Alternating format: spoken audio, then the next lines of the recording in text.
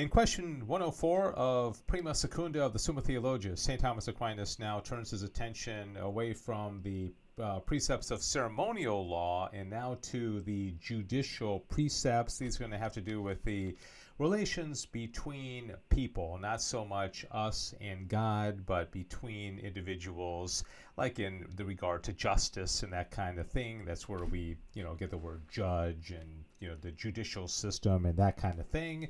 There are 4 articles to this question, and you can see that this overall treatise on law is going to go to question 108, so we are getting close to the end of this treatise, and then we'll go into the treatise on grace and justification and merit, and then that will be the end of Prima Secunda of the Summa Theologia.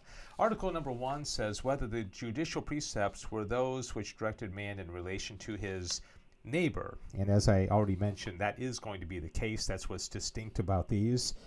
He says, in every law, some precepts derive their binding force from the dictate of reason itself, because natural reason dictates that something ought to be done or to be avoided. These are called moral precepts, since human morals are based on reason. At the same time, there are other precepts which derive their binding force not from the very dictate of reason, because, considered in themselves, they do not imply an obligation of something due or undue, but from some institution, divine or human, and such are certain determinations of the moral precepts. When, therefore, the moral precepts are fixed by divine institution in matters relating to man's subordination to God, they are called ceremonial precepts. Okay, that's what we've talked about the last couple of days, is the ceremonial precepts, which have to do with worship and our relationship to God. But when they refer to man's relations to other men, they are called judicial precepts.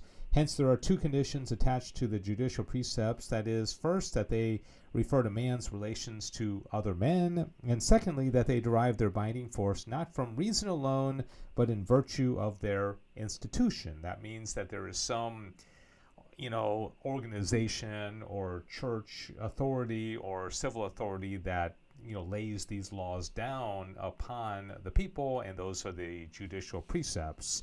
And there were certainly these in the Old Testament times. Number 2, whether the judicial precepts were figurative. Okay, were they figurative of something to come, or were they, objectively true or real at the time? Remember, we talked about this with the ceremonial precepts as well. A precept may be figurative in 2 ways. First, primarily and in itself, because it is instituted principally that it may be the figure of something. In this way, the ceremonial precepts are figurative, since they were instituted for the very purpose that they might foreshadow something related to the worship of God and the mystery of Christ. So all of the old covenant ceremonies were figurative of leading them to where we are now with the new law and the institution of grace through Christ and the sacraments and that kind of thing. But some precepts are figurative not primarily and in themselves, but consequently.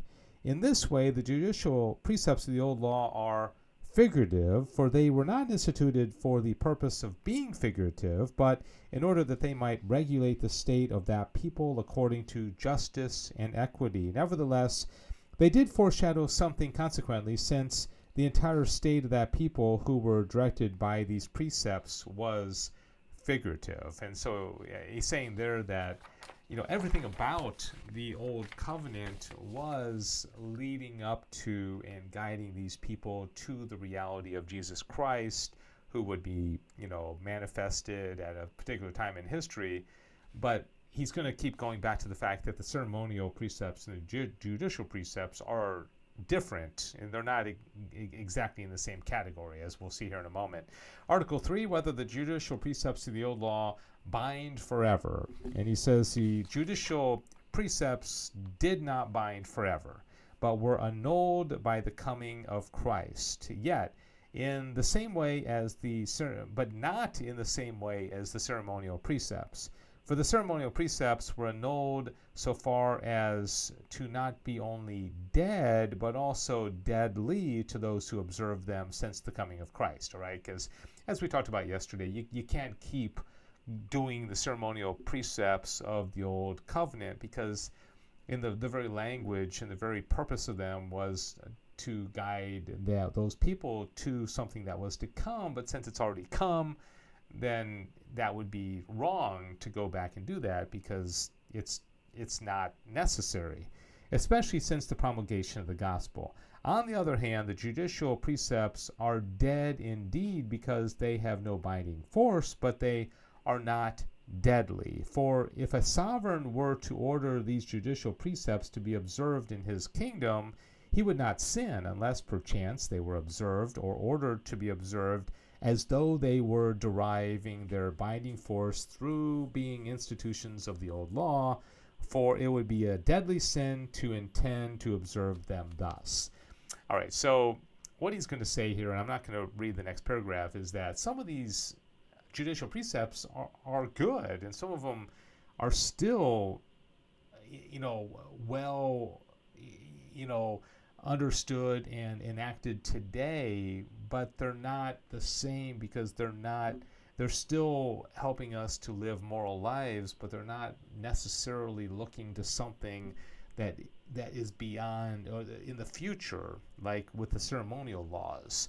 And so they're in a different category altogether, in that some of these can still be instituted by law and by judicial precept, but not if they are specifically because they are old law. But they may apply today. So hopefully that makes sense.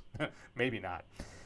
Whether it is possible to assign a distinct division of the judicial precepts. So are there a division? And he's going to talk about 4 of them. Since law is the art, as it were, of directing or ordering the life of man, as in every art there is distinct division in the rules of art, so in every law there must be a distinct division of precepts. Else the law would be rendered useless by confusion. We must therefore say that the judicial precepts of the old law, whereby men are directed in the relationship with one another, are subject to division according to the diverse way in which man is directed. All right, now in every people a 4-fold order is to be found. One, of the people's sovereign to his subjects, okay, the leaders to the subjects. A second is the subjects among themselves, so, just common people and their relationship with each other. A third of is the citizens to foreigners. A fourth, the members of a household, such as the order of father to his son or wife to husband, as master to his servant. And according to these 4, we may distinguish different kinds of judicial precepts of the old law. So those are the 4 kinds of precepts, the way that they are divided. All right, that is going to do it for question 104, these 4 articles of judicial precepts. And thank you for journeying through the Summa with me. I hope you're enjoying this, and we will have question 105 tomorrow here in this treatise on law as we continue to move through the Summa Theologia. God bless you. St. Thomas Aquinas, pray for us.